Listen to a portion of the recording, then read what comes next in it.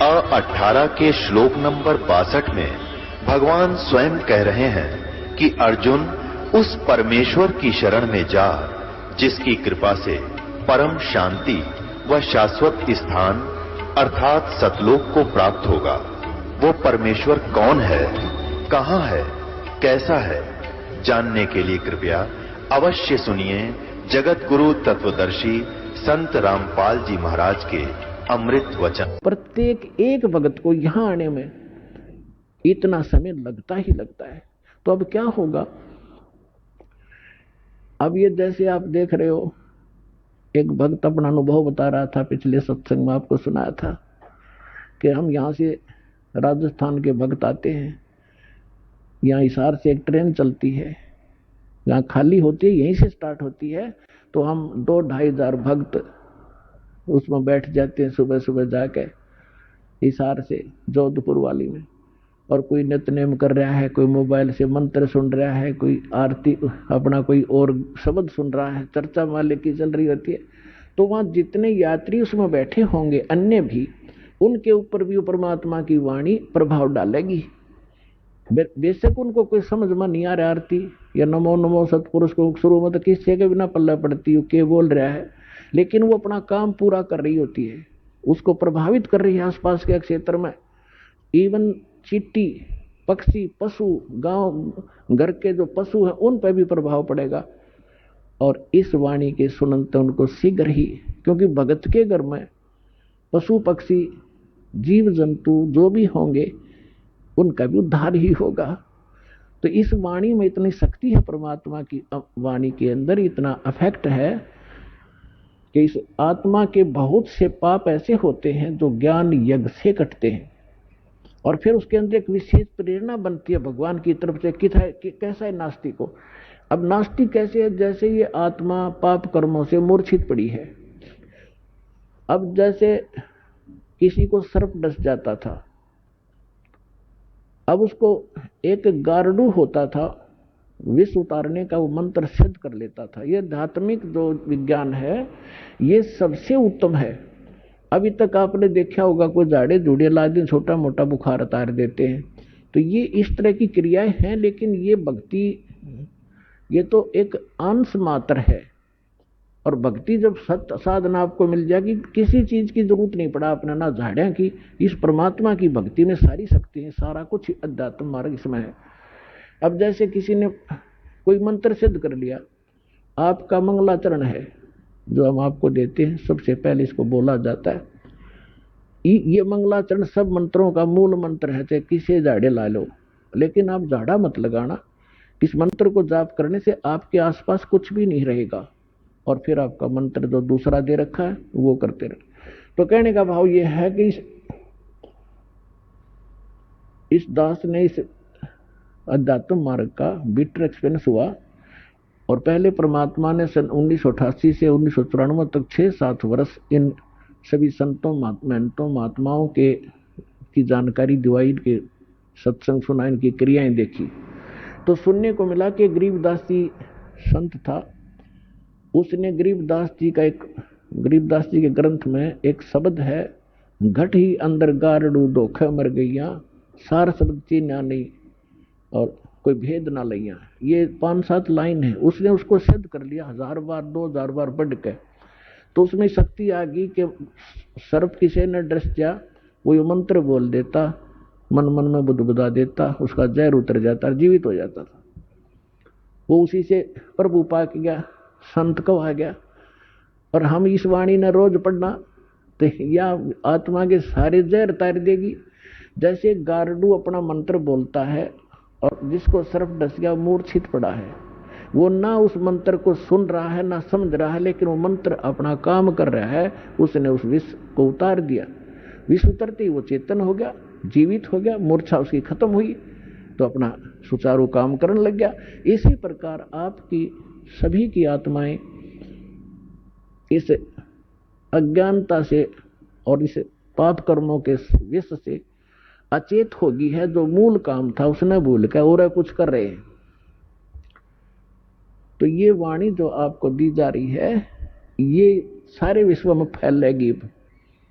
और सब पर प्रभाव डलेगा, चाहे कोई ना सुन रहा है, ना समझना चाहता है, घर में चले है और सदस्य नाम नहीं ले रखा, कुछ दिनों में देख लेना वे भी नाम लेंगे, क्योंकि उनके वो विष उतर जाएगा, जो पाप कर्मों का उनका धीरे धीरे कम होगा और वो फिर उनमें एकदम प्रेरणा बढ़ेगी।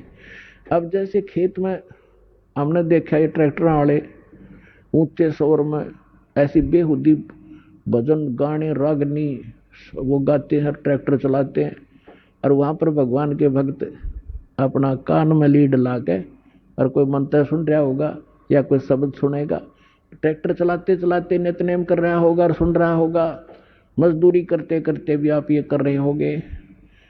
और ऐसे भक्त का बोया हुआ बीज भी जो भी आम समाज खावेगा उसको भी प्रभाव डालेगा। एक समय की बात है कि एक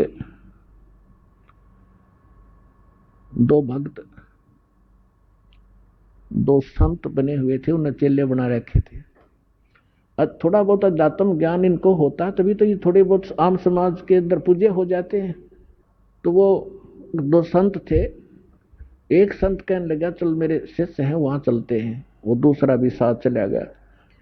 तो जिसके वो जाकर रुके उस बहन ने नाम ले रखा था, दीक्षा ले रखी थी, उसके घर उसकी बहन आई हुई थी, उस बहन की बहन, और उसकी बहन की लड़की विधवा हो गई थी और वो बहन बड़ी टेंशन में थी। तो जो उपदेश प्राप्त थी उस बहन ने अपनी उस बहन को जो अनुपदेशी थी उससे कहा कि बहन रोटी बनवा दे, मेरी मदद कर दे, खाना बनवा दे, साधु संत आ रहे हैं। तो उस बहन ने वो खाना बना दिया जिसकी बेटी विधवा हो चुकी थी। उसी टेंशन में थी वह, क्या होगा मेरी बेटी का, छोटे छोटे बालक हैं, हे भगवान के ऊपर कैसे गुजारा होगा, माता पिता को तो बड़ा टेंशन बनी रहती। अब इन विचारों से ग्रस्त उसने खाना बना दिया, संतों ने खा लिया, वह सो गए। तो सुबह जो दूसरा था वो उठा और इतना टेंशन में उठा कि भाई क्या हो गया। उठकर उसने अपने साथी से बताया भाई आज तो ऐसा सपना आया जैसे मेरी लड़की विधवा होगी हो, और उसका क्या होगा, मतलब बुरी तरह तड़फड़ा था। आँख खुली जब चैन हुआ है तो बुद्धिमान था, उसने कहा अपने मित्र से कि क्या इस परिवार में किसी को कोई आपत्ति है।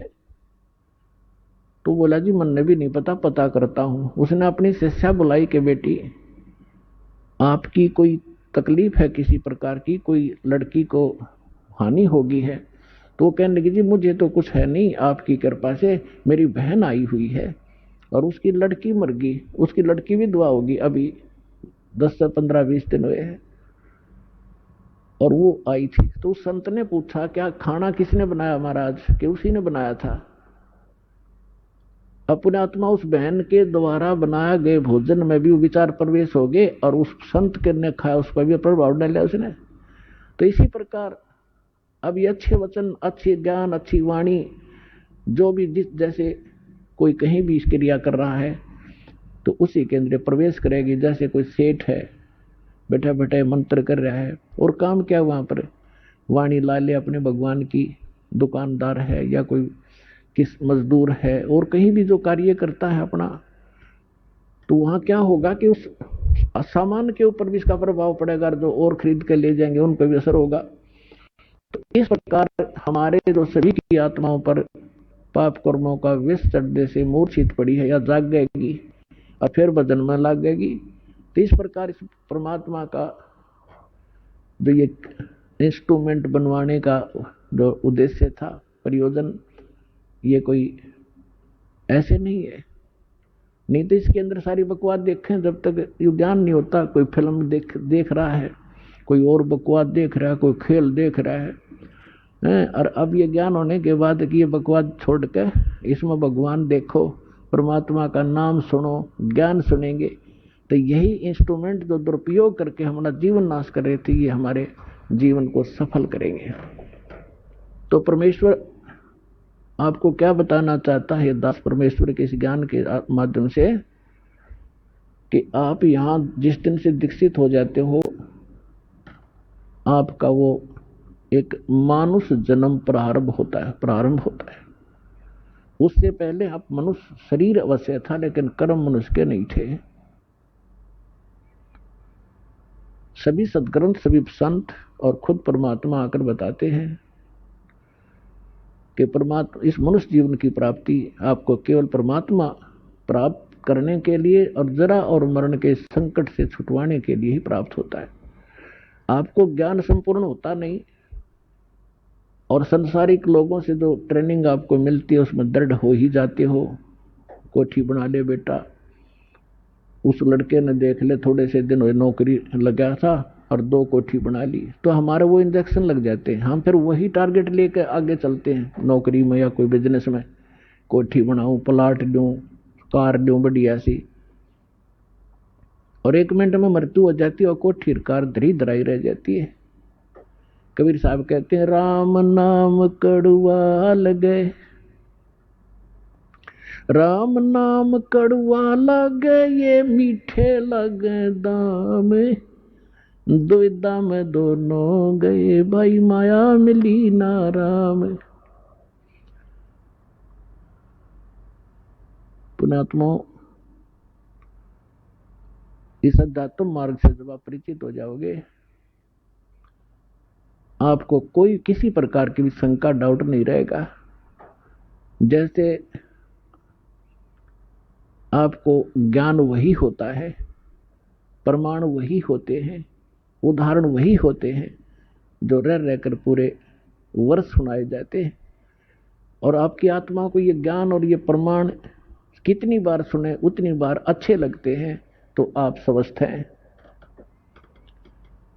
और जिसको ये महसूस होता है कि ये सत्संग तो मैंने पिछली बार भी सुना था, ये बात सुनी थी, तो ये आपकी कमजोरी है, आपके कोई वीकनेस आत्मा में आ चुकी है। जैसे एक स्वस्थ व्यक्ति होता है, वो सुबह खाना खाता है, रोटी वही होती है, थोड़ी बहुत दाल सब्जी में बेशक फर्क हो जाए, अंतर हो जाए, और सुबह खाना खाया और शाम को वही रोटी फिर रखी है और आपको रुचि नहीं बन पा रही है, तो आप अस्वस्थ हो गए हो।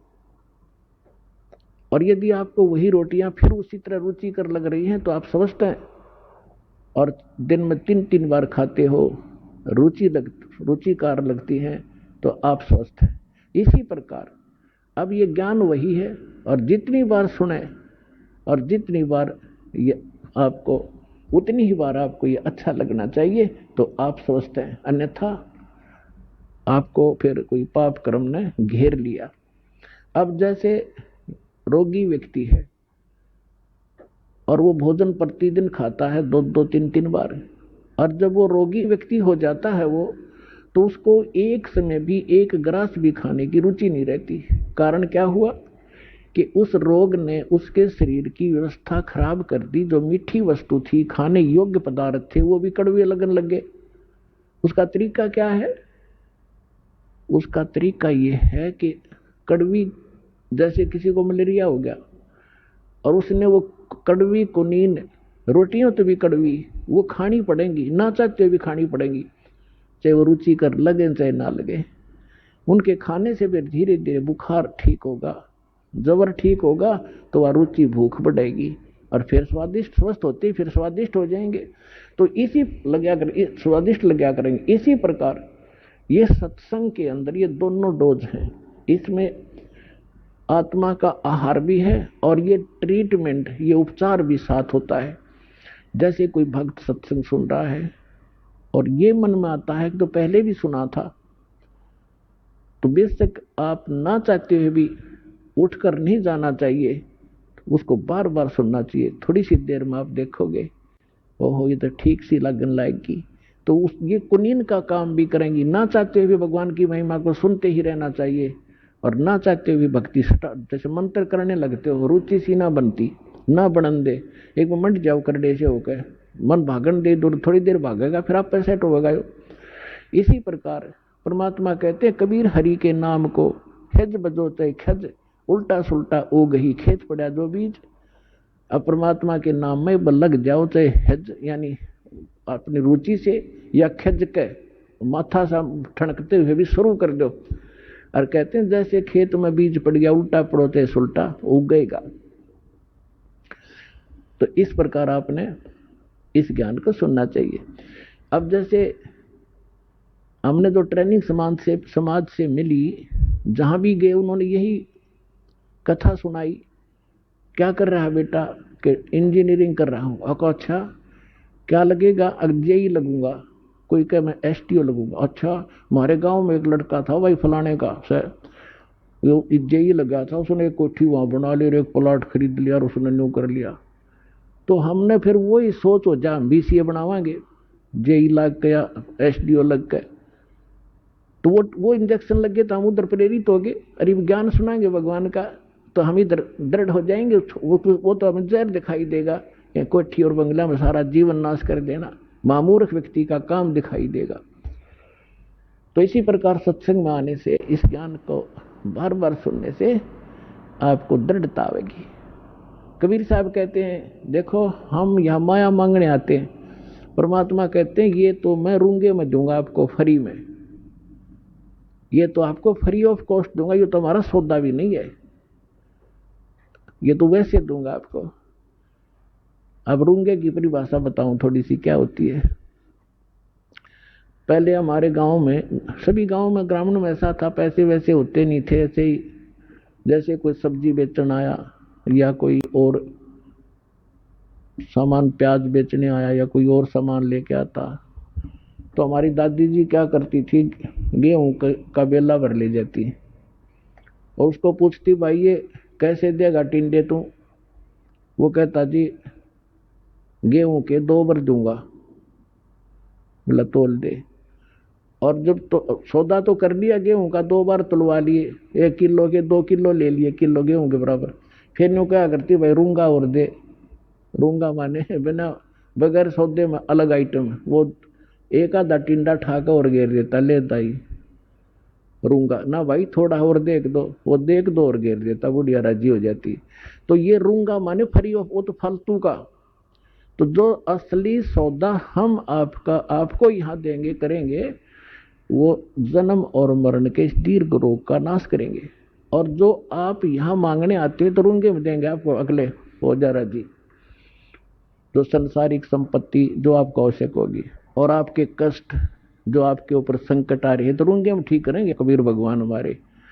और असली दुख तो आपका, असली सौदा तो ये है जो आपका जन्म मरण का रोग काटेंगे, जो पृथ्वी पर इस ब्रह्मांड में कोई नहीं कर सकता इस काम को, जो सतलोक आश्रम बरवाला जिला हिसार हरियाणा में आपको आज उपलब्ध है।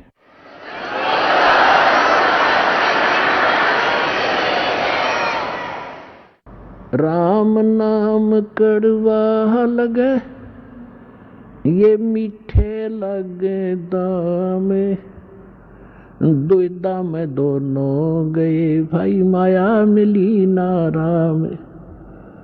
अब इन्हीं इंजेक्शनों से प्रभावित व्यक्ति, एक बार ये दास मेरे पूज्य गुरुदेव जी के सतलोक गमन के उपरांत उनके आदेशानुसार दीक्षा नाम सत्संग करने लगा। तो हमारे पूज्य गुरुदेव जी का एक आश्रम मोघा के अंदर है, रेलवे स्टेशन के पास, और एक तलवंडी भाई जिला फिरोजपुर के अंदर है। तो जिला फिरोजपुर के अंदर जो तलवंडी भाई एक कस्बा छोटा सा बरवाले जैसा ही, तो वहाँ हमारे गुरुदेव जी के कुछ शिष्य थे। तो उन्होंने आग्रह किया कि आप यहाँ भी सत्संग किया करो। गुरुजी चले गए तो हमने सेकंड संडे यानी द्वितीय रविवार तलवंडी भाई में सत्संग शुरू कर दिया, हम जाने लग गए। तो इस सत्संग को सुनकर प्रभावित तो आम व्यक्ति हो ही जाता है। तो उनके वहां कोई बुढ़िया की मृत्यु होगी थी, उसके शोक व्यक्त करने के लिए कोई उनका रिलेटिव आया हुआ था। वो धनी व्यक्ति था, चंडीगढ़ का वासी था। तो उन्होंने उससे कहा कि शुक्रवार को आया था, वो शनिवार को जाना चाहा था शाम में 4 बजे से। उन्होंने कहा कि आप आज रुको, कल सत्संग होगा, आप सत्संग सुनकर जाना। तो वो कहने लगा मैं सत्संग बहुत सुनता हूँ, मैंने सब सुन रखे, मुझे काम जरूरी है, जाना पड़ेगा। तो उन्होंने भक्तों ने यह भी कहा कि सत्संग आपने जरूर सुने होंगे, लेकिन ये सत्संग कुछ उनसे भिन्न है, आप सुनो, हमारी प्रार्थना स्वीकार करो। वो कहने लगा नहीं, मेरा एक बहुत कंपलसरी काम है, एक कोई पार्टी आवेगी, उसके साथ मेरा एक एग्रीमेंट होना है कोई कार्य का, और उसमें मुझे 5 लाख का बेनिफिट होगा। सन 1997 की बात है। उस समय के 5 लाख आज के तो मेरे ख्याल में 50 लाख होंगे। तो उन्होंने फिर प्रार्थना की कि कोई बात नहीं, कब आएंगे, किस टाइम आएंगे? कहना कल वो 1 बजे आएंगे। और मैंने उनके लिए सारी पार्टी पूर्ति का अरेंजमेंट करना है। तो उन्होंने फिर काफी कहा, पर वो नहीं मानने वाला था, वो चला गया। अब वो वहां से 4 सदस्य थे घर में 4 पति पत्नी, एक लड़का एक लड़की, और मारुति कार ले रखी थी। चंडीगढ़ के पास आकर एक ट्रक खड़ा, थोड़ा सा अंधेरा हो गया, आगे एक ट्रक खड़ा था बजरी का भरा हुआ, उसके पिछले व्हील निकाल रखे थे चारों और जैक ला रखा था। अब उसने तो 5 लाख घूमे थे माइंड में, कुछ भी ना दिखा था, स्पीड पूरी कर रहा। वो ट्रक के नीचे घुस गई वह कार, वो जैक कट गया और लोडी ट्रक बजरी का भरा उनके ऊपर पड़ गया। चारों के चारों 8-10 स्पॉट मर गए। अब चाट ले उस 5 लाख के बेनिफिट ने, सिर पर धर ले, पको ठीक गई, और पता नहीं कहाँ भूत बने अंडेगा। तो पुण्यात्माओं, परमात्मा के इस ज्ञान को आधार बनाओ। ये बातें कहने सुनो की नहीं, ये कर पाड़ने की हैं। राम नाम कड़वा लागे, ये मीठे लगे दामे, दुविधा में दोनों गए, भाई माया मिली ना राम। अब्राहिम सुल्तान अधम एक संपन्न सम्राट था, सारी सुविधाएं थी उसके पास। 18 लाख घोड़े थे, 18 लाख। हमारे गांव में पुराने समय में यदि किसी, आजकल तो इन कारों की महिमा है, जिसका कार है वो साहूकार माना जाता है। उस समय जिसके घर पर घोड़ा या घोड़ी होती उसको सेठ माना करते, बड़ा चौधरी आदमी है, घोड़ा रखा है। एक घोड़े से महिमा बन जाती थी, और उसके 18 लाख घोड़े थे, और संपत्ति कितनी होगी। और वो उसमें इतना मस्त था, परमात्मा ने उस दलदल से उस आत्मा को निकालना पड़ा। अब थोड़ी सी कथा सुनाते हैं अब्राहिम सुल्तान अदम की। एक अब्राहिम सुल्तान अदम नाम के मुसलमान बादशाह थे इराक के अंदर। एक बलख नाम का उसकी राजधानी थी, शहर था, और ये बहुत संपन्न राजा था। ये पिछले जन्मों का परमात्मा का प्यारी आत्मा थी। कबीर साहब कहते, जो जन मेरी शरण है ताका हूं मैं दास, और गेल गेल लाग्या फिरूं जब तक धरती आकाश। कितने दयालु मालिक परमात्मा की आप कभी ना कभी शरण में अवश्य रहे हो पुण्यात्माओं। ना सतलोक आश्रम वाला में आप नहीं आ सकते। परमात्मा ला रहे हैं आपको, 100 कारण बना के, भटक तो वो रहे हैं आपके लिए। किसी अपनी प्यारी आत्मा को भेजते हैं, कोई संदेश देते हैं, कोई पंपलेट के माध्यम से आकर्षित होता है, कोई पुस्तक से, कोई टीवी देख करके खिंचा आ रहा है।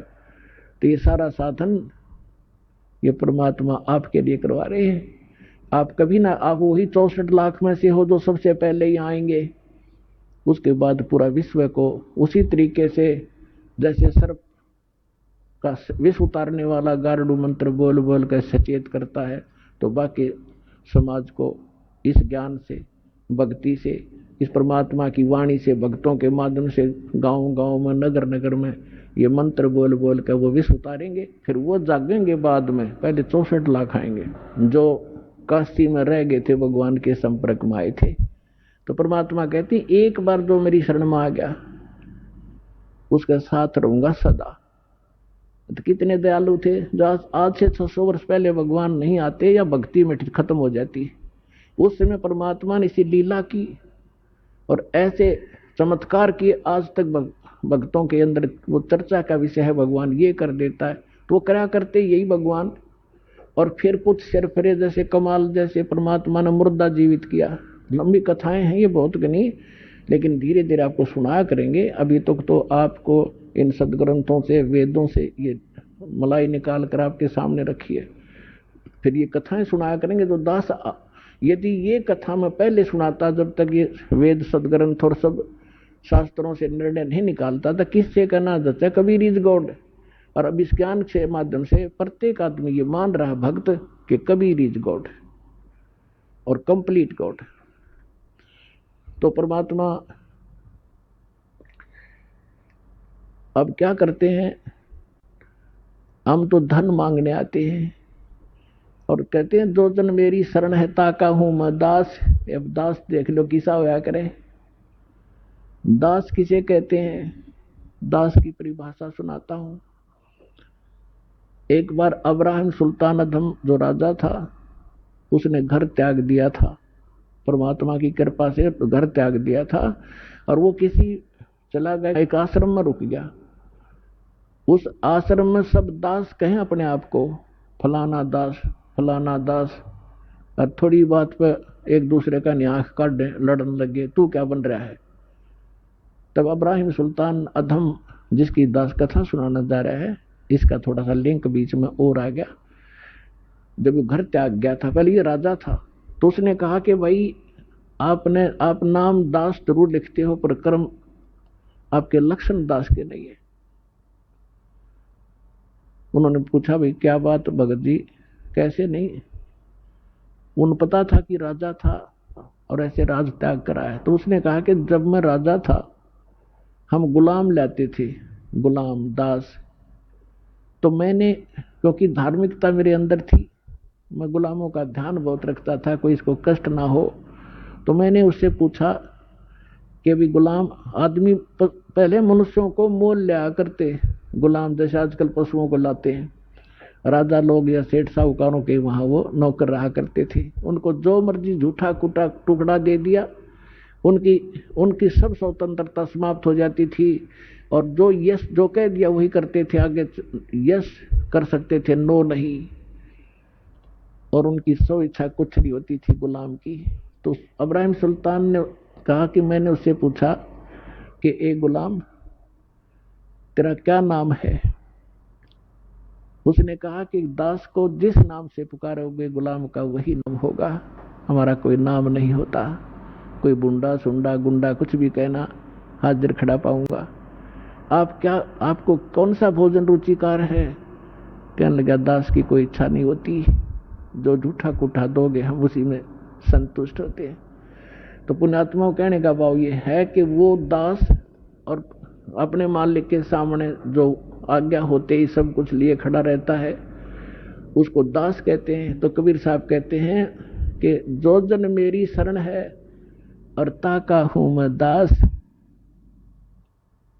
और गेल गेल ला गया फिरूं जब तक धरती आकाश। अब दास आपको सुनाना चाहता है कि अब्राहिम सुल्तान अदम पहले सतयुग से ही चली हुई आत्मा आ रही थी और फिर वो सम्मन नाम का एक मनियार बना। फिर वही व्यक्ति पार ना होकर के भक्ति कुछ करता रहा मालिक के साथ रह के। फिर वो एक 9 शेरवां का बादशाह बना, 9 शेर खान। वहां पर भी वो भक्ति परमात्मा वहां पहुंचे, उसको ज्ञान दिया लेकिन मोक्ष नहीं हुआ, दृढ़ता नहीं की उसने। फिर उसकी भक्ति और दान के कारण वो अब्राहिम सुल्तान अधम बलख बुखारे का बादशाह बन गया।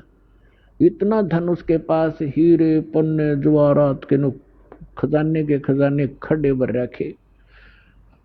अब हम मांगा भगवान से कोठी और कार, और परमात्मा कहते हैं ये तो है काल की बेगार जो तुम मांगने आते हो। जब आप भगवान की शरण में आ गए, क्या परमात्मा अनजान है कि मेरे बच्चे को किस चीज की आवश्यकता है। आज्ञा रखेगा आपको आपकी सोच से पहले, उसको आपका पहले पता इसको क्या संकट आने वाला है, उससे पहले आपके पास आगे खड़ा पाओगा भगवान। फिर भी हमारी जो आदत है धीरे धीरे छूट जाएगी, क्योंकि अभी तो आपके साथ ऐसा है, एक व्यक्ति के ओठ का चोट लगी, काफी चोट लगी, सूज गया, तो उसको कोई कुछ दवाई बतावे, कोई कुछ दवाई बतावे। एक व्यक्ति कहने लगा कि इसका ओठ का हलवा बना कर बांध दो, देसी घी का हलवा। तो जिसका ओठ का चोट लग रही थी कि यह दवाई बढ़िया लगी, बने इस वाली बनाओ, हलवा बनाओ। अब हलवा थोड़ा सा बनाया उन्हें, जो ओठ पर लग गया, ओठ पर दरिया तो चाट गया भीतर। उन्होंने सोची होठ पर इतना डट्टा ले गया और खा गए तो इसको और बनाओ। तब वो व्यक्ति बोला पहले इसने भीतर तो भर दो, जब होठ पर डटेगा। तो उन्होंने अच्छा बनवाया 1 किलो सारे का, वो पहले छकाया, अब छक तू, और फिर होठ पर बांधा। क्यों? हलवा इसी चीज से एक बार छक लेना, दोबारा रुचि नहीं बना उसकी, एक ग्रास भी नहीं खा सकता। तो होठ पर धर दिया, वो न्यो का न्यो रखा उसने। तो आज आप का होठ का चोट लाग रही है और आप यहाँ जो मांगन आते हो ना, परमात्मा पहले आपने उनसे भरेगा, अंदर से भरेगा, आपकी सारी फुलफिल पूरी करेगा जो भी रिक्वायरमेंट होगी, और फिर आप होठ पर डटने दोगे। तो कहने का भाव ये है, फिर आपकी रुचि नहीं रहेगी इसके अंदर। इस दास के साथ ये बिटर जो ना एक्सपीरियंस हुआ है। पहले तुम्हारी भी जो जब नाम लिया था वैसे आवश्यकता इतनी क्या है कि नहीं थी, कोई त्रुटि घर में नहीं थी किसी वस्तु की, फिर भी माया की चाह थी। ऐसे ढंग से माया देने लगे परमात्मा, पुण्यात्मा सोच भी नहीं सकते। तभी तो इस दास का इतना दृढ़ विश्वास हुआ और दृढ़ता के साथ आप तक ये पहुंच पाया। जो मालिक ने मेरा पेटा भर दिया, विश्वास दृढ़ किया। दास ने एक प्लाट खरीदा, एक मित्र था, उसकी कोई वैसे ही उसमें रुचि नहीं थी, कोई और बनाना चाहता था, उधार में दे दिया। 1 साल में उसके पैसे दिए और 1 साल के उसके लेने के बाद 3 गुनी कीमत होगी उसकी, रजिस्टर्ड वहां की जो वैल्यू थी। बताओ, हम वैसे उस नौकरी में हेरा फेरी करके मेरे ख्याल में सारी उम्र नहीं कमा सकते थे। उसने 1.5 साल में मालिक ने वो ऐसे भर दिया, वह उठ की चोट भर दी। और फिर ये ज्ञान पता लग गया किसी ने के सिर में मारेंगे या माया से घनी होगी तो फिर यह दुखी करेगी। तो पुण्यात्माओं, पहले आपके ओठ की चोट के लिए आए हो, ये भी आपका सारा काम होगा। आपको परमात्मा अंदर से भी भरेगा और ये दुख आपके ये सारे निवारण करेगा, आपको सारा सुख देगा।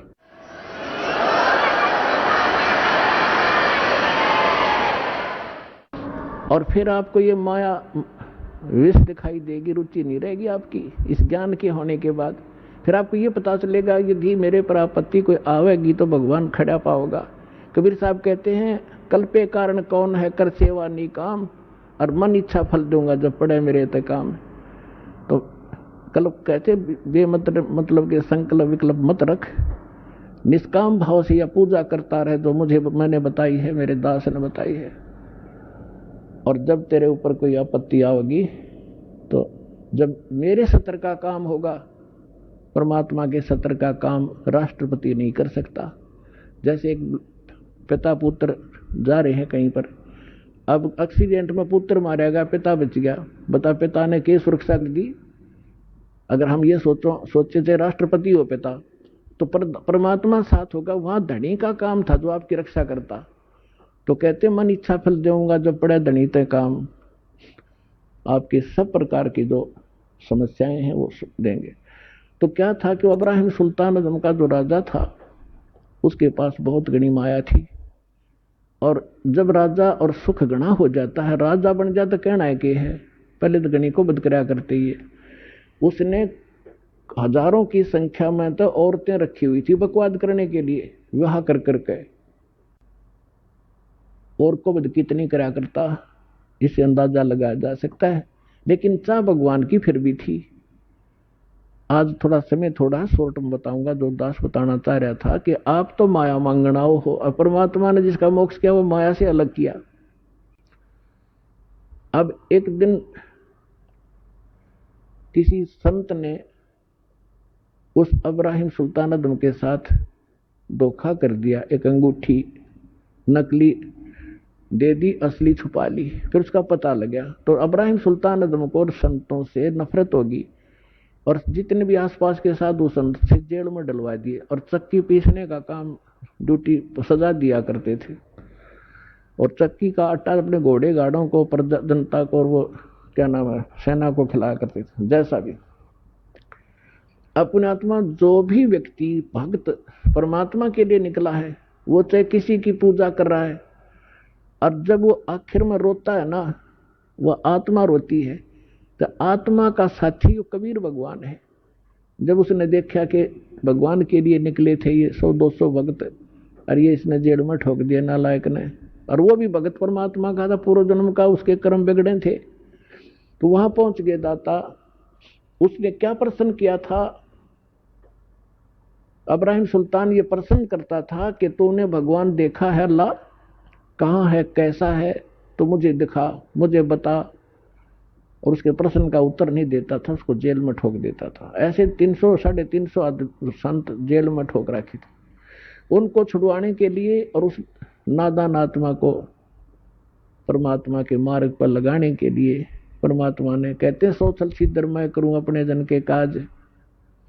एक रबहारी बनकर ऊंट, जैसे राजस्थान के व्यक्ति आते थे हमारे यहाँ, ऊंटों वाले काफी काफिला लेकर आते थे। जब उसमें उधर वर्षा नहीं होती थी, इस साइड में आकर वो अपने पशुओं को पाल ले जाते थे, फिर वापस चले जाते थे। ऐसी उस ऊंट रबहारी वाली कारवान वाली जो है ना, वेशभूषा बना के राजा के महल पे, रेजिडेंस पे जिस पर सोया करता था, जिसमें महल में, उसकी छत के ऊपर प्रगट हुए सतलोक से आके, और एक ऊंटा वाले जैसा, जैसे राजस्थानी होते हैं, डबल धोती बांध के, जूते रोड, इतना बड़ा साफा, हाथ में लठ, तो उसकी छत पे खड़ा होकर लठ मारे, खुड़का करे खूब जोर जोर का, हर हर। अब राजा की छत पर तो चिड़िया भी नहीं बोल सकती, और उन्होंने खूब खाड़ा कर रखा। राजा एकदम उठा, नौकरों को लताड़ा के, तुम क्या कर रहे हो, ऊपर कौन शोर कर रहा है? नौकर गए ऊपर, लाए पकड़ के। वो सामने खड़ा है राजस्थानी सा परमात्मा, और कहने लगे कि तू कौन है, कहां से आया है, ऊपर छत पर क्या कर रहा था? राजा ने पूछा। परमात्मा ने कहा कि मेरा ऊंट खो गया, मेरा ऊंट गुम हो गया, और मैं ऊंट खोजूं था, शायद तेरी छात पर बैठा हो। तो राजा हंसा उसकी मूर्खता पे, कहने लगा, अरे मूर्ख, ऊंट कभी छत पर जा सकता है? तेरी अकल मारेगी, ऊंट मिलेगा कहीं जंगल में, खोज वहां जा करके। तो परमात्मा ने कहा कि जिस प्रकार ऊंट छत पर नहीं मिल सकता, क्वाइट इम्पॉसिबल, इसी प्रकार जिस प्रकार तू बकवाद कर रहा है, ऐसे अल्लाह प्राप्त नहीं हो सकता। और न्यू कह के अंतर ध्यान हो गए उसी समय। अब सामने बात कर रहे हो आदमी ना दिखे, कलेजा तुम्हें फट जाए, आधा तो आदमी का कलेजा हिल जाए, वो बेहोश हो गया राजा। उधर से परमात्मा, वो तो राजा को लागे उपचार में करन, वहां पहुंच गया जहां वो चक्की पीस रहे थे,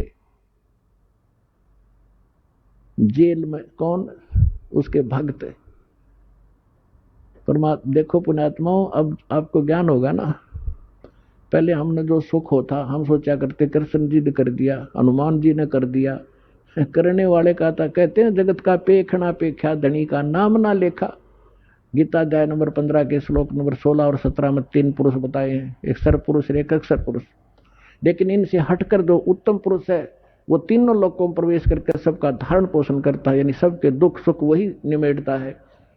वो अव्यय ईश्वर है, वो परमात्मा, परम अक्षर ब्रह्म सत्य पुरुष कबीर साहब है। तो वहां जाकर के उन सिपाहियों से कहा कि भाई हौलदारो, मैं भी आ गया, और तुम्हारे राजा ने जेल कर दी मेरी, मैं भी साधु हूं, साधु वेशभूषा बना ली वहां जाके। तो सिपाही बोले, ठीक है भाई, एक चक्की तू लग जा, पीछे हट बैठ। तो थोड़ी देर में क्या किया परमात्मा ने कि भाई देखो, एक काम करेंगे हम कैदी, चाहे तो हमसे चक्की पिसवा लो, और चाहे इसमें कनक डलवा लो, एक काम तुम करोगे, काम करेंगे। अब सिपाहियों ने सोचा, यो अच्छा क्रांतिकारी आया, इस नांदे सारे स्ट्राइक करवा दी। तो को दुख हुआ कि इसको सीधा करेंगे। अब कहने लगे, हम कणक डालेंगे चक्की में और तुम पीसो। उन्होंने सोचा, पहले दिन को 2-3 घंटे में छोड़ देते थे, आज शाम तक रगड़ेंगे। अब परमात्मा वो बैठ के, ठीक है भाई तुम आ जाओ, एक के खड़े हो जाओ चक्की के साथ साथ। कहने लगे, हम आप डालते रहेंगे घूम फिर के, तुम शुरू करो। परमात्मा बोले, खड़े हो जाओ। वे सारे खड़े हो गए, और आंखें बंद कर लो। वो महात्मा खड़े हो गए, आंखें बंद कर ली। परमात्मा के हाथ में एक डंडी थी, छोटी सी सोटी।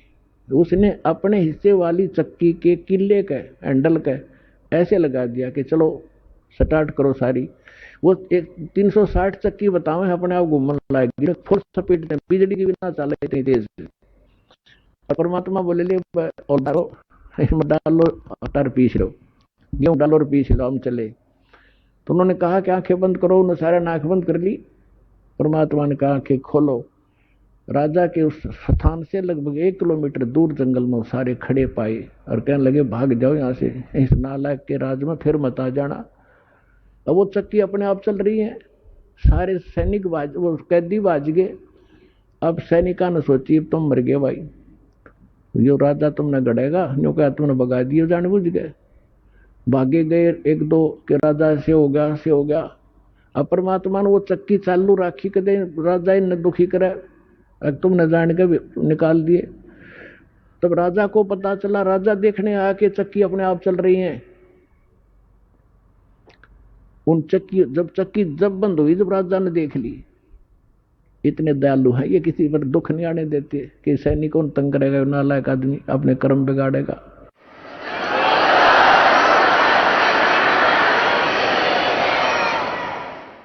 तो पुण्यात्माओं, अमर करूं सतलोक पठाऊं, ताते बंदी छोड़ कहाऊं। ये काफी लंबी कथा, समय थोड़ा रह गया, फिर बताएंगे कभी। कहने का भाव ये है कि परमात्मा ने उसको लास्ट में ऐसा विवश कर दिया कि उसने जहर दिखाई देने लगी। अब माया जिसके ऊपर बैठ के वो खुशी मना रहा था, और एक दिन वो घर त्याग के चला गया। तो परमात्मा रास्ते में फिर मिले उसको कि बेटा घर त्यागना तो भगवान नहीं मिलेगा, आपने आत्मा से इस माया को त्यागना पड़ेगा, इसके विकार, इसके हानि से परिचित हो जा तू, और जा फिर वापस राज कर सकता, ये मंत्र दे दे।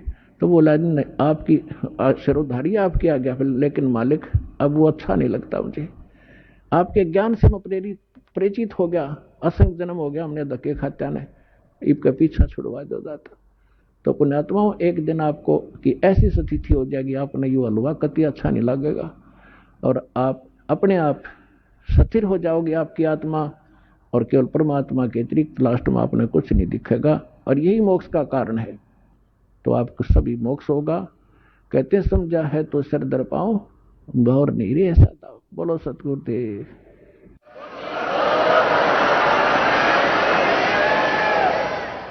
आइए अब हम उन श्रद्धालुओं के अनुभव जानते हैं जो जगत गुरु तत्वदर्शी संत रामपाल जी महाराज जी से दीक्षा प्राप्त कर चुके हैं तथा उनके द्वारा बताए गए भक्ति मार्ग पर चल रहे हैं। नमस्कार सर। नमस्कार साहब। सर क्या नाम है आपका? मुकेश हिरवानी, इंदौर से हूँ। सर संत रामपाल जी महाराज से नाम दीक्षा आपने कब ली? संत रामपाल जी महाराज से नाम दीक्षा मैंने 3 अप्रैल 2016 को ली है। सर संत रामपाल जी महाराज से नाम दीक्षा लेने से पहले क्या आप कोई भक्ति साधनाएं भी करते थे? जी कर रहा था मैं, जैसे हमारे सभी समाज में करते हैं अन्य देवी देवताओं की, ऐसे 33 करोड़ देवी देवताओं की भक्ति कर रहा था। हमारे गांव में सारे लोग राधा स्वामी पंथ से जुड़े हुए थे। जब राधा स्वामी पंथ से जुड़े हुए थे तो मुझे भी लगा कि राधा स्वामी में जाते हैं तो क्या है, तो मैं 1996 से राधा स्वामी के सत्संग सुनने के लिए जाने लगा। राधा स्वामी के सत्संग सुनने के लिए मैं जाता था तो वहां पर गुरु जी बहुत अच्छी ज्ञान की चीजें बताते थे कि मीराबाई ने ऐसी भक्ति करी है, गुरु नानक देव जी ने ये भक्ति करी है, रविदास जी महाराज ने ये भक्ति करी है और उस परमात्मा को प्राप्त कर रहे हैं। और ये सारे राम रहीम वगैरह गॉड अल्लाह, इनके सबके सिर्फ रास्ते अलग है, बल्कि रास्ते सब जाके एक ही जगह मिलते हैं और वो सबका मालिक एक है और उसकी भक्ति करना चाहिए और उन मंत्रों का जाप करना चाहिए जो गुरु जी देते हैं और इसके बाद में ये परमात्मा के प्राप्त करने के लिए हैं। तो जब संतों की वाणी बोलते थे और संतों के बारे में बताते थे कि परमात्मा एक है, राम रहीम एक है, तो वो परमात्मा कौन है, मेरे दिमाग में क्लिक करता था कि वो परमात्मा है कौन। जिसकी भक्ति करते हैं वो परमात्मा के बारे में जानने की कोशिश कर रहा था मैं कि वो परमात्मा कौन है। बल्कि राधा स्वामी के अंतर्गत मैं 17 साल तक गया, उन्होंने अभी तक उस परमात्मा का मुझे नाम नहीं बताया कि वो परमात्मा कौन है। परमात्मा के बारे में मुझे उनके द्वारा बताए हुए ज्ञान से नहीं चला। तो वहां से मैं आसाराम बापू जी के सत्संगों में गया। मुझे एक हमारे पास में जिया जी थे, उन्होंने बोला कि आसाराम बाबू तो साक्षात सत्संगों के माध्यम में कृष्ण भगवान का अवतार हो जाते हैं, कृष्ण भगवान प्रकट हो जाते हैं। उनको चलो विष्णु भगवान की भक्ति करके देखें, कई परमात्मा अपने को साक्षात मिल जाएं। जब आसाराम बाबू जी के पास में गया तो उन्होंने 7-8 मंत्रों का उच्चार बताया। 7-8 मंत्र बताने पर उन्होंने बोला कि आपको जो उचित लगे, जो पसंद आए, आप उसकी चॉइस कर लो और उसकी भक्ति चालू कर दो, माला करना चालू कर दो, 10 माला करो डेली, सुबह 10 माला शाम को। उनको चलिए मैंने लिया, मैंने को चलो विष्णु भगवान की भक्ति करें। तो 4 साल तक मैंने विष्णु भगवान की भक्ति भी चालू करी, बल्कि वो भक्ति करने से भी मुझे बहुत कष्टों से गुजर रहा था, काफी दुखों से गुजर रहा था, बड़ा परेशान हो रहा था। यहाँ तक कि ये कंडीशन आ गई थी कि मैं कहीं सुसाइड कर लूं। सुसाइड के बारे में मैंने जैसे सोचा, उनको नहीं, ये तो कोई उपाय ही नहीं है कि सुसाइड किया जाए, बल्कि उससे निपटा जाए। तो इस बीच में नवरात्रि का समय था। नवरात्रि में मैं हमारे इंदौर जिले के पास में देवास जिला है, वहां पर चामुंडा देवी माता का बहुत बड़ा मंदिर है, प्रसिद्ध मंदिर है। हम पूरे परिवार के साथ में माता जी के दर्शन करने के लिए गए। जब दर्शन करने के लिए हम चढ़े तो टेकरी के पास में ही वहां पर कुछ संत रामपाल जी महाराज के शिष्य जो थे वो ज्ञान गंगा पुस्तक की सेवाएं कर रहे थे। मैं उसके पास से थोड़ा आगे बढ़ा, वो ज्ञान गंगा लिखा हुआ जो था वो मुझे अट्रैक्टिव लगा, मुझे आकर्षित ज्ञान गंगा ने करा। मैं वापस रिटर्न आया, मैंने देखा, मैंने कहा भाई उस पुस्तक को लिया, अच्छी लगी मुझे। घर पे आने के बाद में उसको पढ़ा। घर पे आने के बाद में मैंने जो उसको पढ़ा तो उसमें जब देखा तो बहुत सारा अलग ज्ञान लिखा था, बल्कि ये नहीं मालूम था कि ये ज्ञान देने वाला भी यहाँ पर मौजूद है, ये पता नहीं था मुझे, क्योंकि पुस्तक में लिखा होगा। ये करके मैंने रख दिया। ये रखने के बाद में एक यहाँ पे इंदौर में एक भगत जी हैं, वो रामपाल जी महाराज का ज्ञान जो है से वो जुड़े हुए थे, उनके शिष्य थे। उन्होंने मुझे बोला कि मुकेश जी एक बहुत अच्छा ज्ञान है, आप परमात्मा के यूं भी खाते पीते नहीं हो, आप उनके शिष्य बने हो, बल्कि ये आसाराम बाबू जी का जो पंथ हैं ये हैं, पंथ तो सभी अच्छे हैं, बल्कि ये जो भक्ति विधि है ये गलत भक्ति विधि है। इस भक्ति विधि से मोक्ष नहीं मिलेगा, और अगर आपको मोक्ष लेना है, मोक्ष चाहिए, तो सही शास्त्रों के आधार पे आपको भक्ति करना पड़ेगी। तो मैंने क्या है, तो उन्होंने मुझे फिर वो ज्ञान गंगा पुस्तक दी। जब वो ज्ञान गंगा पुस्तक देखी, फिर से मैंने उसको पढ़ना चालू करा। जब स्टडी करी तो सारे शास्त्रों में प्रमाण थे। इनको नहीं यार, इसमें मैं यकीन नहीं कर सकता, इसमें जो लिखा हुआ वो हो सकता है ये गलत हो सकता है, इस महाराज का कुछ छापा हुआ हो सकता है और दूसरों के बारे में गलत बोल रहे होंगे। फिर मैंने कहा कि इसका कोई उपाय तो होगा ही। तो उसमें लिखा हुआ था ज्ञान गंगा के अंतर्गत जो प्रमाण लिखे हुए थे, पेज वाइज प्रमाण लिखे हुए थे, ग्रंथों का नाम लिखा हुआ था। तो इंदौर के अंदर गीता प्रेस गोरखपुर का बहुत बड़ा डिपो है श्रीवर्धन कॉम्प्लेक्स के अंदर, वहां से मैं उन पुस्तकों को खरीद के लाना चालू करा और मैंने मिलाना चालू करा। जब मिलाना चालू करा तो वो प्रमाण देखा। वो प्रमाण देखने के बाद में मैं बहुत दंग रह गया, अचंभित रह गया। उनको नहीं यार, ये प्रमाण कुछ ठीक है। फिर ये सारी चीजें जब प्रमाण देखने के बाद में इनको यार सही है, आप क्या करना चाहिए। तो संत रामपाल जी महाराज ने मुझे जब प्रथम नाम उपदेश के बारे में बताया और उच्चारण करवाया, मैंने वो नाम उपदेश जब सुना तो मैंने मेरा सिर पकड़ लिया कि इस मंत्रों को ढूंढने के लिए मैंने मेरे जीवन के 20 साल गंवा बैठा। तब मैंने संत रामपाल जी महाराज से नाम दीक्षा ग्रहण करी। सर, हमने सुना है कि जो श्रद्धालु संत रामपाल जी महाराज से नाम दीक्षा लेते हैं उनको कुछ ना कुछ लाभ जरूर प्राप्त होते हैं। तो क्या संत रामपाल जी महाराज से नाम दीक्षा लेने के बाद आपको भी कुछ लाभ प्राप्त हुए? संत रामपाल जी महाराज के ज्ञान से जुड़ने के बाद में मुझे शास्त्रों के आधार पर भक्ति मिली। उसके बाद में मेरे से साथ में जो चमत्कार हुए, मैंने देखा कि 2017 में मेरे बच्चे के द्वारा नाम खंडित हो गया था। खंडित होने के बाद में तीसरे दिन बच्चे को अचानक जोर से तेज बुखार चढ़ा। तेज बुखार चढ़ने पे उसके सिर में इतना दर्द होना चालू हुआ, इतना कि मैं रात को करीबन 12:30 बजे के लगभग पास में एक हॉस्पिटल थे, वहां पे लेके गया। हॉस्पिटल में डॉक्टरों ने उसको डायनापर के इंजेक्शन तेज दर्द वाला लगाया। डायनापर के इंजेक्शन से भी उसको थोड़ी राहत मिली, उसका असर खत्म हुआ। उन्होंने बोल दिया था कि आप घर ले जाओ। घर लेके आ गए। जैसा उसका असर खत्म हुआ, वापस उसका सिर दर्द तेज चालू हुआ। सुबह परेशान हो गए हम लोग कि अब ये क्या करना चाहिए, क्योंकि वो इंजेक्शन लगाने से उसका असर खत्म होने के बाद में वापस चालू हुआ। हॉस्पिटल में गए, इंदौर के अंदर अरविंदो हॉस्पिटल है बहुत बड़ा, वहां पर हमने गए, वहां पे देखा, डॉक्टरों को बताया, चेक करा उन्होंने, तो उन्होंने हेवी डोज के जो इंजेक्शन हैं, सारे हेवी डोज के इंजेक्शन लगाए उनके सिर दर्द को कंट्रोल करने के लिए, एंटीबायोटिक लगाई, सब कुछ करा, उसके बावजूद भी सिर दर्द बंद नहीं हो रहा था। मैंने डॉक्टरों से, बड़े डॉक्टरों से सब चर्चा करी, डॉक्टरों ने बोला कि भैया इनको हमने आज एंटीबायोटिक और हेवी डोज वाले भी दे रखे हैं जिससे कि इनका सिर दर्द बंद हो जाए, बल्कि बच्चे का सिर दर्द नहीं बंद रहा, मतलब कि उनके सिर के अंदर कुछ ऐसा है, इन्फेक्शन हो चुका है जिसकी वजह से ये दर्द बंद नहीं हो रहा है। बचाने के लिए बोले कि ये हम कुछ नहीं कर सकते, बल्कि हेवी डोज से हेवी डोज जो है वो देने की कोशिश कर रहे हैं।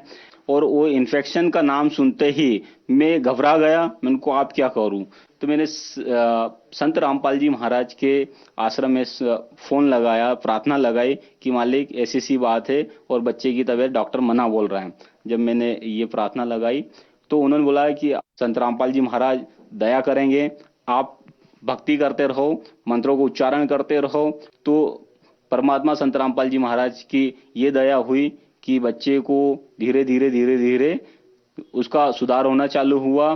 डॉक्टरों ने बोला था कि इनके शरीर में पूरा इन्फेक्शन है, इनके बॉडी से केमिकल निकालेंगे, इनकी रीढ़ की हड्डी से पानी निकालेंगे और उसको टेस्ट करने के लिए डॉक्टरों ने उनका सीटी स्कैन करवाया, एक्सरा करवाया और 5 रोज में एक रिपोर्ट आई थी, वो सारी बॉडी में से पीछे की रीढ़ की हड्डी से पानी निकाला था। उन्होंने बोल दिया था कि इस बच्चे को हम पानी निकालने की हमारी कोई गारंटी नहीं रहेगी, इसको लकवा भी मार सकता है, इसको कुछ भी हो सकता है, कभी भी कुछ भी हो सकता है। मैंने उन पे यकीन ना करते हुए मेरे जितने भी मित्र डॉक्टर थे सबसे फोन पे बात करी, उनको इससे क्या क्या नुकसान हो सकते हैं, तो उन्होंने बोला कि यार ऐसा हो सकता है।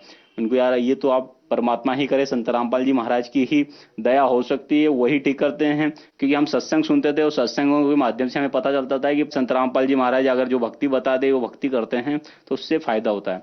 तो ये हुआ कि उनकी जब प्रार्थना लगाने के बाद में सुधार चालू हुआ, बच्चा ठीक हो गया और लेके आ गए। संत रामपाल जी महाराज की दया से ही बच्चा ठीक हुआ और आज वो भी खुश है और भक्ति कर रहे हैं।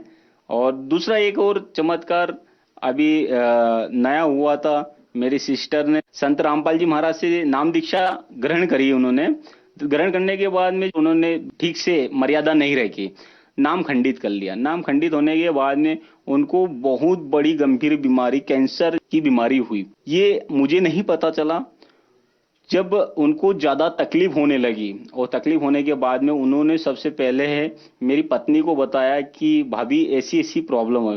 उनको ये कब से है, बोले कि ये मुझे करीब 3 से 4 साल हो गए। मैंने को बहन बताना चाहिए इतनी बड़ी बीमारी।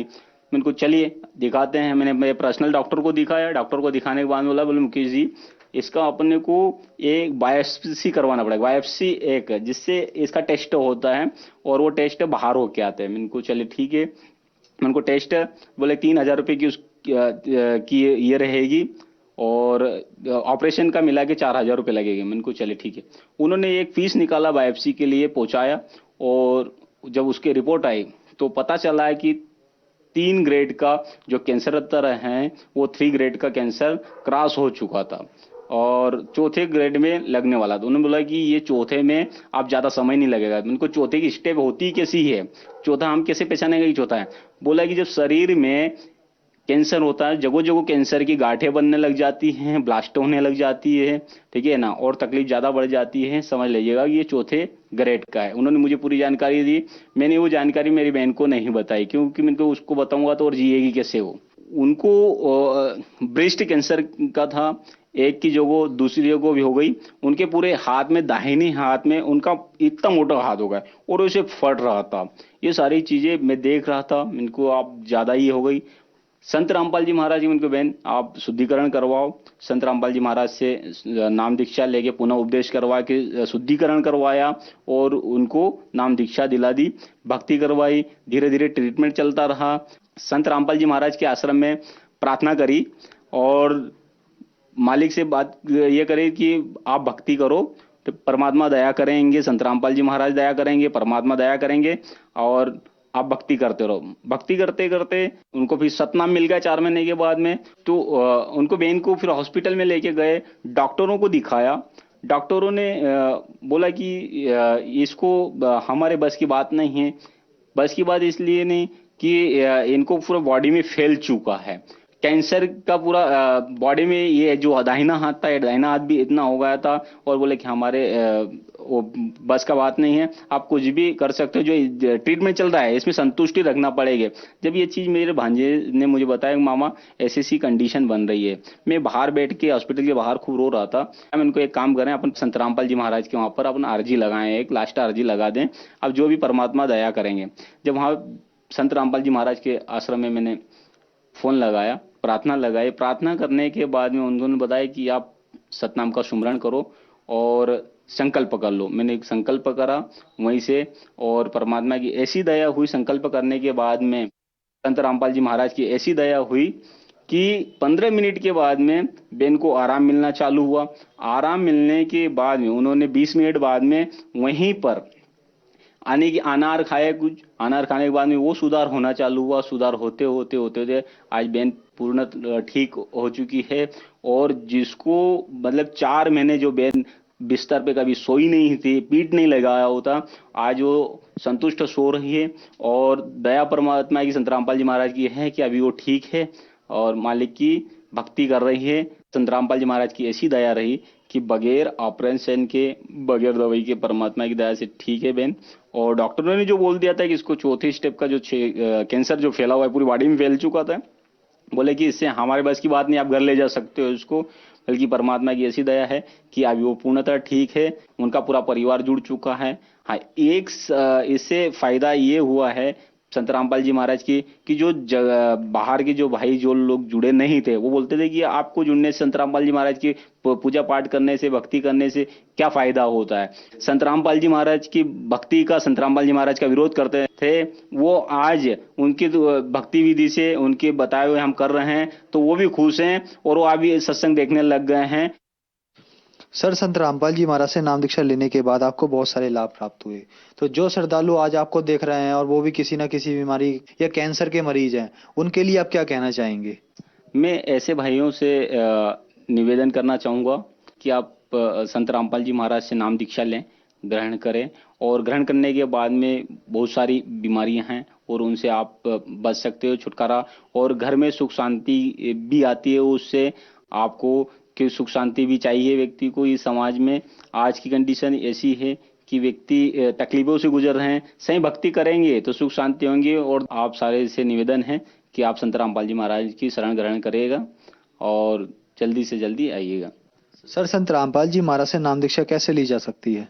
संत रामपाल जी महाराज से नाम दीक्षा लेने के लिए टीवी चैनलों पे सत्संग आते हैं, उनके नीचे एक पट्टी चलती है, पट्टी पे नंबर रहते हैं, उन नंबरों पे आप फोन लगा सकते हो। फोन लगाने के बाद में आपको बता दिया जाएगा कि हर जिले में अभी सेंटर खुल चुके हैं नाम दीक्षा के, वहां जाके आप नाम दीक्षा ग्रहण कर सकते हैं। संत रामपाल जी महाराज से नाम दीक्षा ग्रहण करके आप मोक्ष प्राप्त कर सकते हो, सुख शांति प्राप्त कर सकते हो।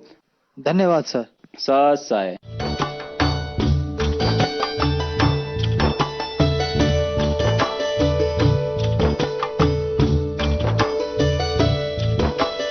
आप सुन रहे थे जगत गुरु तत्वदर्शी संत रामपाल जी महाराज के मंगल प्रवचन।